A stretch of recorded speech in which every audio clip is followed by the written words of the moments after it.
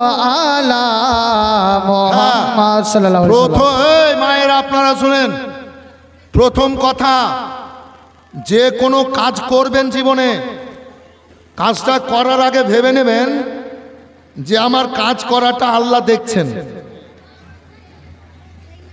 কি?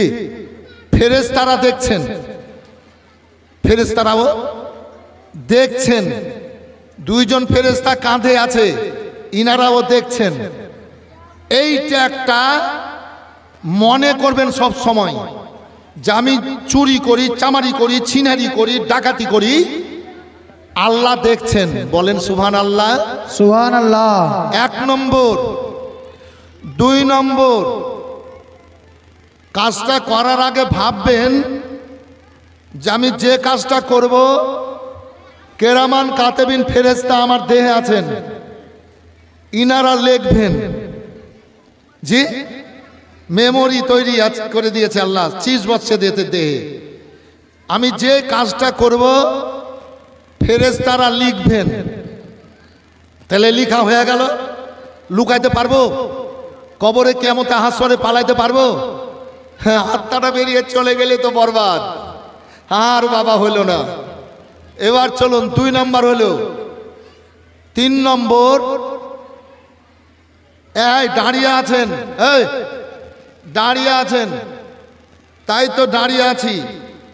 1 পা ফেললেন, ভাববেন আমার আর 1 পা নামও যেতে পারে, এই অবস্থায় আমার মৃত্যু হতে পারে। সেহেতু ভালো কাজে আগে যেতে হবে, খারাপ কাজে খবরদার পা বাড়াবেন না। কথাগুলা ঠিক বললাম না বেঠিক বাবু? হাদিস পাকের কথা তো, ঠিক হবে না তো কি হবে? 1 পা ফেলার পর 2য় পা ফেলবেন, ভাববেন আমার মরণ হয়ে যেতে পারে।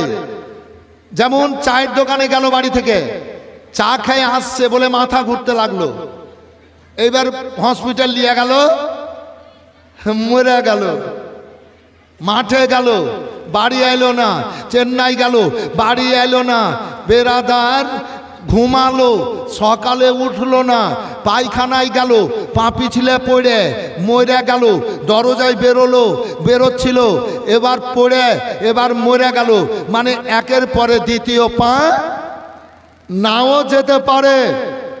এটাও মনে করবেন। এই 3টা কথাকে ভাইয়েরা বাবারা মনে করে চলবেন। যারা মনে করবেন এই 3টা কথাকে, শয়তান তাদের কাছে ভিড়তে পারবে না, শয়তান খারাপ কাজ করাতে পারবে না। আর সব সময় আল্লাহর দিকে খেয়াল থাকবে। বলেন সুবহানাল্লাহ। জোরে বলেন সুবহানাল্লাহ। মহব্বতে বলেন ইয়া রাসূলুল্লাহ। আমি প্রতিদিন 8 বার 10 বার করে, তারও বেশি, মক্কা মদিনার আজান শুনি। তো সুরের লেগে নয়, সুর তো আল্লাহ আমাকে দিয়েছেন। আমার আজান, সুরের আজানে তো মানুষ পাগল, তো সুরের লেগে নয়। আমি আজান শুনি। আজকে জুমার পর মৌলানা আমার বাড়ি আসলো, চেয়ার নিয়ে বসলো। তা আমি বললাম কি আমি আজ মোটামুটি 14 বার আজান শুনলাম। পর পর এইটা শুনছি, ওইটা শুনছি, মক্কা মদিনার আজান শুনছি। নমাজ পড়া যে পড়ে এলাম, আমি নমাজ পড়া দেখছি। তো বলছে কি এত শুনেন কেন? বলে আল্লাহু আকবার বলে যখন আজান দিচ্ছে, আশহাদু আল্লা ইলাহা ইল্লাল্লাহ বলছে, আশহাদু আন্না মুহাম্মাদুর রাসূলুল্লাহ বলছে, তা আমার কলেজাটা ঠান্ডা হয়ে যাচ্ছে। সুবহানাল্লাহ। আমার আত্মার, আমার মনের সমস্ত জ্বালা যন্ত্রণা দূর হয়ে যাচ্ছে। আল্লাহর কসম করে বলছি, আজকেও বললাম। তো আমি আজকে 14 না 15 বার আজান শুনেছি। প্রতিদিন 8 বার 10 বার 12 বার করে আমি আজান শুনি। মায়েরা আপনারাও শুনবেন, মনটা ভালো থাকবে। নেকি তো হবে, আপনারা নিজেরা শান্তি পাবেন, বাড়ি থেকে মুসিবত দূর হবে। ইউটিউবে তো মোবাইলে পালা লেগে আছে, বলবেন মুখে মসজিদে নববীর আজান, মসজিদে নববীর নামাজ, কাবার আজান, দেখবেন ভর ভর করে বেরিয়ে আসবে। গান বাজনা গেলে না শুনে, ছেলে পিলাকে না শুনিয়ে আজান শুনান। আমি মাকে শোনাই, আমার পরিবারজনকে শোনাই এ আজান। আমি মক্কা মদিনার ছবিগুলা দেখাই, মনটা ভরে যায়। দুনিয়াতে কিছু কাজ করতে হবে, হ্যাঁ হুজুর, কাজ করতে হবে। হ্যাঁ, এই এখনি আজান, আজান তো হবে। নবী যখন আসবেন তখন দুনিয়াতে এসে, এই নবী দুনিয়াতে এসে সর্বপ্রথম পা রেখে আওয়াজ দিবেন, আল্লাহু আকবার, আল্লাহু আকবার। সুবহানাল্লাহ। নবী দুনিয়াতে এসে সর্বপ্রথম এই আওয়াজটাই দিবেন, মুখ দিয়ে বের করবেন,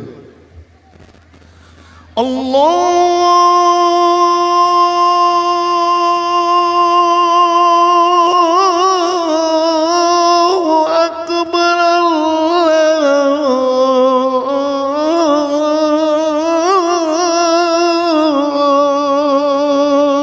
আল্লাহু আকবার। সুবহানাল্লাহ। আল্লাহ সবচাইতে বড়, আল্লাহ মহান। দুনিয়াতে নবী এসে বলবেন, এ তো পরে হবে হযরত, এখন নয়। তো তিনটা কথা মনে রেখে চলাফেরা করবেন। চলেন আরশে। আদম আলাইহিস সালামকে তৈরি না না তিনটা ফেরেশতা ঘুরে গেল। এখানে বক্তব্য ছিল না ভাই? জি জি। মনে করিয়ে দিবেন আমি যদি ভুলে যাই। জি, যেহেতু আমি বলছি আপনারা শুনছেন, কোথায় ছাড়লাম আপনারা তো বলতে পারবেন, একটু বলে দেবেন, আমার ভুল হতে পারে। এবার আল্লাহ বলেন ঠিক আছে, এই ইজরাইল তুমি যাও। এই যে মালিকুল মাউত আলাইহিস সালাম, চার ফেরেশতা তো অগণন, এ চারজন প্রধান ফেরেশতা, জিবরাইল সাল্লাম, ইজরাইল সাল্লাম, মিকাইল আলাইহিস সালাম, ইসরাফিল আলাইহিস সালাম। আমরা বলি আজরাইল, আজরাইল বলবেন না, ইজরাইল। কি বলবেন? ইজরাইল আলাইহিস সালাম।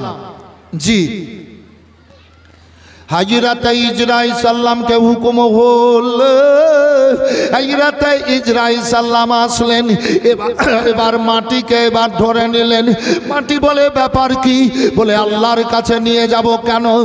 ওই যে আদম তৈরি হবে আর প্রথম খলিফা করে নবী করে আল্লাহ এ দুনিয়ার বুকে পাঠাবেন। এবার বলে মাটি ইজরাইল সাল্লাম গে,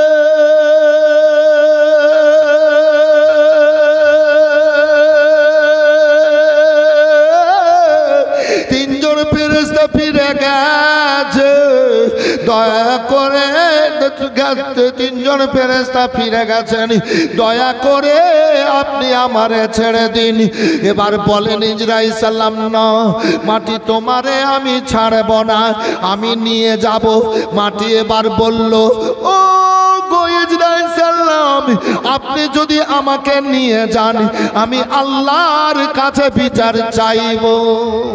সুবহানাল্লাহ। ইজরাইল সালাম বলেন, মাটি শোন, মাটি শোন, যে আল্লাহর কাছে তুই বিচার চাইবি ও আল্লাহ আমাকে নেওয়ার জন্য পাঠিয়েছেন, সেহেতু তোমারে আমি ছেড়ে যাব না। যে আল্লাহর কাছে তুমি বিচার চাইবে সে আল্লাহ আমাকে পাঠিয়েছেন, সেহেতু আমি তোমাকে নিয়ে যাবই। এ মায়েরা, মাটিকে ধরে নিয়ে এবার চললেন। আমার আল্লাহ বলছেন, ইজরাইল আদম তৈরি হবে আর সব কিছুর জান কবজ তোমাকে করতে হবে। কার কেমন ভাবে জান কবজ হবে আল্লাহ সব দিয়ে দিয়েছেন। ইজরাইল সালামের সামনে সব দেখছে, দেখবেন আর বলবেন। ইজরাইল সালামের সামনে দিয়েছে, বলে জান কবজ করতে হয়। বলে আল্লাহ অন্য কোনো কাজ দেওয়া হোক, এ জান কবর করার কাজটা যেন আমাকে না দেওয়া হয়। বলে ইজরাইল কেন? বলে রব্বুল আলামিন একজন ছেলের জীবনের সবচাইতে বড় স্বার্থ বিবির কাছে গোপন। মাবুদ, একজন ছেলে বিয়ে করে আনবে, এবার ওই মেয়েটার বাসর ঘরে হোক, বাড়িতে আসার হোক, পরে হোক, নতুন অবস্থায় হোক, আমি মেয়েটার জান কবজ করে নিয়ে আসবো। আল্লাহ গো, স্বামীটা কতই না চোখের পানি ফেলে মন ভরা বেদনায় কান্নাকাটি করবে। অনেকে অনেক কথা বলবে, আল্লাহ তুমি আমাকে এ কাজ দিও না বলে, আর বলো বলে আল্লাহ গো, একজন মেয়ের স্বামী মরে যাবে, হাতের চুড়ি নাকের কানের গলার মালা ছিনিয়ে সাদা কাপড় পরাবে আর স্বামীর জন্য কাঁদবে। ওই মেয়েটা 4 মাস 10 দিন ওই অবস্থায় থাকবে। এ আল্লাহ, অনেকে অনেক রকম ভাষায় কথাবার্তা বলবে, আল্লাহ অন্য কোনো কাজ দাও, আমাকে জান কবজ করার হুকুমখানা দিও না বলে, আর বলো বলে আল্লাহ গো, একজন মেয়ের পেটে বাচ্চা এবার 10 মাস 10 দিন হবে আর ওই বাচ্চাটাকে জন্ম দেবে। এই কাজে লাগবে, কাজে লাগবে, শোনো শোনো। এই তোমরা এই আজকে ই করছো নাকি, চ্যানেল খুলবা দিবা? এই বক্তব্য খুব কম আছে, খুব শুনবে মানুষ, দেখবা লাইক হবে কত, তারপর আরো কি বলে সব হবে। তো একজন মেয়ে 10 মাস 10 দিন একটা বাচ্চাকে পেটে রেখে জন্ম দেয়। সব মেয়ে যে মরে যায় তা নয়, বেশি যে মেয়েরা মরে তাও নয়, অ্যাক্সিডেন্টলি। যেমন গাড়ি রাস্তায় চলে, মানুষ চলে বলে সবাই যে মরে তা নয়, নাকি বাবু? ব্যতিক্রম। তো ইসরাঈল সালাম বলছেন, এ রাব্বুল আলামিন, একজন বাচ্চাকে 10 মাস 10 দিন পেটে রাখার পর যখন জন্ম দেবে গো আল্লাহ, আর বাচ্চাটা জন্ম হয়ে যাবে আর ওই বাচ্চাটার জান কবজ করে নিয়ে চলে আসবো। হে আল্লাহ গো, ওই মা জন্ম দেবে আর বাচ্চাটার জান কবজ করে নিয়ে চলে আসবো। মা জননী বাচ্চাটাকে বুকে জড়িয়ে নিয়ে এবার কলেজা ফাটে কান্নাকাটি করবে গো আল্লাহ। অনেকে অনেক রকম ভাষায় আমাকে কথাবার্তা বলবে, মাবুদ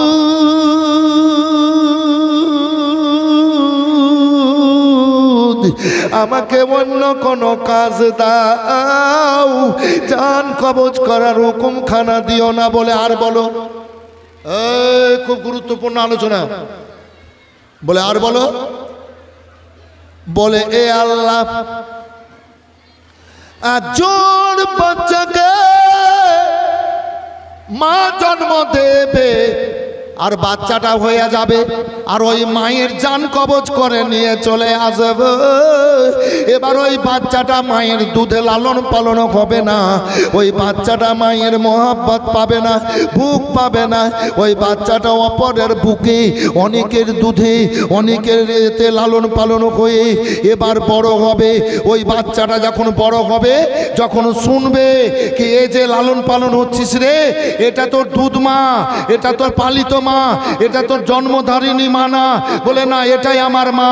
তখন ওই বাচ্চাটা ওই মেয়েটার কাছে গিয়ে গলা জড়িয়ে ধরে কেঁদে বলবে, মা গো তুমি নাকি আমার জন্মধারিণী মা না।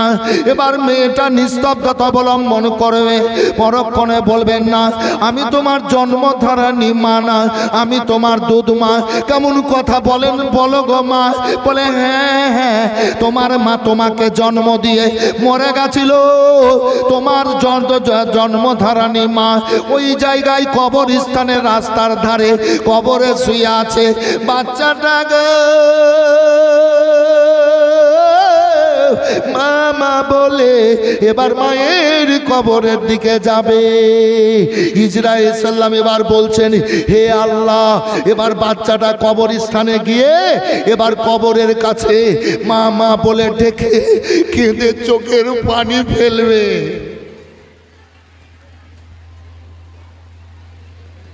আল্লাহ গো রাস্তা দিয়ে মানুষ যাবে, ছেলেটাকে বলবে ছেলে রে এইভাবে জায়গায় কেন তুই কাঁদছিস? তখন ছেলেটা বলবে এটা আমার মায়ের কবর, আমি মায়ের দুধ পাইনি, আদর পাইনি, আমি মাকে দেখিনি, তাই আমি আজ এসে মা মা বলে ডাক দিচ্ছি। আল্লাহু আকবার। রাস্তার লোকেরা গো আল্লাহ অনেক কথা বলবে, এই বাচ্চাটার বলাতে কাঁদাতে মাবুদ আমাকে অন্য কোনো কাজ দেওয়া হোক, জান কবজ করার হুকুমখানা যেন না দেওয়া হয়। আমার আল্লাহ বলেন ইজরাইল শোনো, তোমার বাবার ব্যাপার নাই, কিয়ামত পর্যন্ত যত মানুষ মরবে কেউ তোমার দোষ লাগাবে না। জোরে বলবেন সুবহানাল্লাহ, সুবহানাল্লাহ। আল্লাহ বলেন কিয়ামত পর্যন্ত যত মানুষ মরবে কেউ তোমার দোষ লাগাবে না, তোমাকে কেউ কিছু বলবে না। কি হয়েছে রে বলে স্ট্রোক, কিসে মারা গেল? জ্বরে মারা গেল, কিসে মারা গেল? অপারেশনে মারা গেল, কিসে মারা গেল? রাত্রে শুয়েছিল মরে গেল, অ্যাক্সিডেন্টে মারা গেল, ছাদ থেকে পড়ে মারা গেল, নাকি বাবু কথা বলতে বলতে মরে গেল, আল্লাহু আকবার খেতে খেতে মরে গেল। কিন্তু কেউ ইজরাইল সাল্লামের কথা বলবে না। জোরে বলেন সুবহানাল্লাহ। আমার আল্লাহ বললেন ইজরাইল শোনো, কিয়ামত পর্যন্ত কেউ তোমার দোষ লাগাবে না, জান কবজ তোমাকেই করতে হবে। এই ইজরাইল সাল্লাম হুকুম পেয়ে গেলেন, মালিকুল্লাহ সাল্লাম হুকুম পেয়ে গেলেন এই জান কবজ করার। ও ভাইরা বাবারা, তবে বিরিয়ানি খুব সুন্দর হয়েছে, পানির লেগে পালিয়ে যাবেন না, গরম খুব আছে, পানি হবে, পালিয়ে যাবেন না। দেখেন না তো সব নষ্ট হয়ে যাবে। বলে ভিজছি ভিজবো, ভিজবি ভিজছি ভিজছি ভিজছি ভিজবো, পালাবো না পালাবো না, নাকি? হ্যাঁ,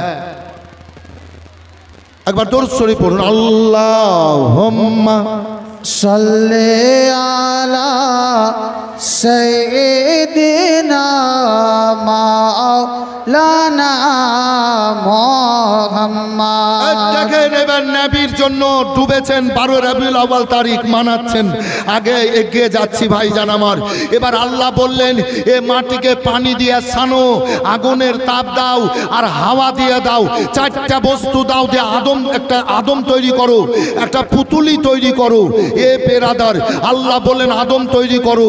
আল্লাহু আকবার। মাটি ছানা আছে, মাটি ছানা আছে। আমার রাসূলুল্লাহ বলেছেন কুনতু নাবিয়্যা ওয়া আদামু বাইনাল মা'i ওয়াত তিন, আমি ওই সময় নবী ছিলাম যখন আদম মাটি আর পানি থেকে আলাদা ছিল। বেশক, সুবহানাল্লাহ, সুবহানাল্লাহ। নবী বলছেন কুনতু নাবিয়্যা ওয়া আদামু বাইনাল মা'i ওয়াত তিন, আমি ওই সময় নবী ছিলাম যখন আদম আলাইহিস সালাম পানি আর মাটি থেকে আলাদা ছিল। হে বেরাদার, আমার রাসূলুল্লাহ কে আল্লাহ নিজ হাতে তৈরি করেছেন, বলে দেন সুবহানাল্লাহ। আর রেখেছেন চৌথাই হিজাবে। এবার আদম আলাইহিস সালামকে বলছেন আল্লাহ আদম তৈরি করো। মাবুদ আদম তৈরি করব, আকারটা কেমন হবে? গাছের মতো হবে না পাহাড়ের মতো হবে না লতার মতো হবে না কেমন হবে? আকার তো ব্যাপার নেই, কেমন তৈরি হবে শরীরটা? তো জিবরাইল সালাম তো জানছেন না কেমন তৈরি হবে। কথা বুঝতে পারলেন ভাই? পানিও হয়েছে, শুনতে পেয়েছেন কিনা বুঝতে পারছি না। তো বলবো না, খুব ভালো লাগছে বাবু আপনাদের চেহারা দেখে আমি বক্তব্য রাখছি, তো সত্যি আমার মনটা ভরেছে, একদম সত্য কথা বলছি, আমি জীবনে তো মিথ্যা বলি না, খুব ভালো লাগছে আমাকে। তো ঠিক আছে, খুশি হলাম। তৈরি করো আদমকে। তো জিবরিল আলাইহিস সালাম বলছেন কেমন তৈরি করব, কেমন হবে আকারটা, রূপটা? তো আদম আলাইহিস সালাম তো দেখতে আমাদের মতো ছিলেন, আমরা আদম আলাইহিস সালাম হাত পা চোখ মুখ নাক কান তো আমার আল্লাহ বললেন, আমার আল্লাহ বললেন জিবরিল আলাইহিস সালামকে, ইন্নাল্লাহা তাআলা খালাকা আদম আলা সূরাতিহি, আদমকে নিজ সূরাতে তৈরি করো। বলেন সুবহানাল্লাহ। আদমকে আপন সূরাতে তৈরি করো। এ রাব্বুল আলামিন, আমি বুঝতে পারলাম না আদমের আপন সূরাতটা কি, বুঝতে পারোনি? বলে না। বলে চৌথাই হেজাবের দিকে দেখো, চৌথাই হেজাবের দিকে নূরে মুহাম্মাদি চমকাচ্ছিল, আর নবীর আকারে আদম আলাইহিস সালামের শরীর তৈরি হয়ে গেল। বলেন সুবহানাল্লাহ। সুবহানাল্লাহ। জি, নবীকে বুঝতে হইলে এমনি হবে না। এবার নূরে মুহাম্মাদিকে দেখে আদম আলাইহিস সালামের শরীর তৈরি হলো। আমার রাসূলুল, আমার আল্লাহ বলেছিলেন, ইন্নাল্লাহা তাআলা খালাকা আদম আলা সূরাতিহি, আদমকে আপন সূরাতে তৈরি করো। রাসূলুল্লাহ নূর তৈরি করে আদম আলাইহিস সালাম আপন সূরাতে তৈরি হয়ে গেল। তৈরি হয়ে গেল, এবার কি করব? তো নবী আমার বললেন, না এবার রেখে দাও জান্নাতে। এবার জান্নাতে বাইরে তৈরি করে এবার জান্নাতে ভরে রাখা হলো আমার রাসূলুল্লাহকে। এ বেরাদার, রুহু তখন দেওয়া হয়নি, রুহু কিন্তু তৈরি হয়ে আছে, নবী কিন্তু তৈরি হয়ে আছেন। আল্লাহু আকবার, আল্লাহু আকবার। আমার রাসূলুল্লাহ বললেন, কুনতু নাবিয়্যাও ওয়া আদামু বাইনা রূহি ওয়াল জাসাদ, আমি ওই সময় নবী ছিলাম যখন আদম আলাইহিস সালাম শরীর আর কি বলে যেন দেহ থেকে আলাদা ছিল। সুবহানাল্লাহ বলেন। সুবহানাল্লাহ। শরীর দেহ এবং আত্মা থেকে আলাদা ছিলেন। শরীরকে দেহ বলে, শরীর দেহ আর আত্মা থেকে দূরে ছিলেন, মানে আত্মা আর শরীর আলাদা ছিল। কি নাম? নাম বলেনি? ঠিক আছে। তো বেরাদার হলো,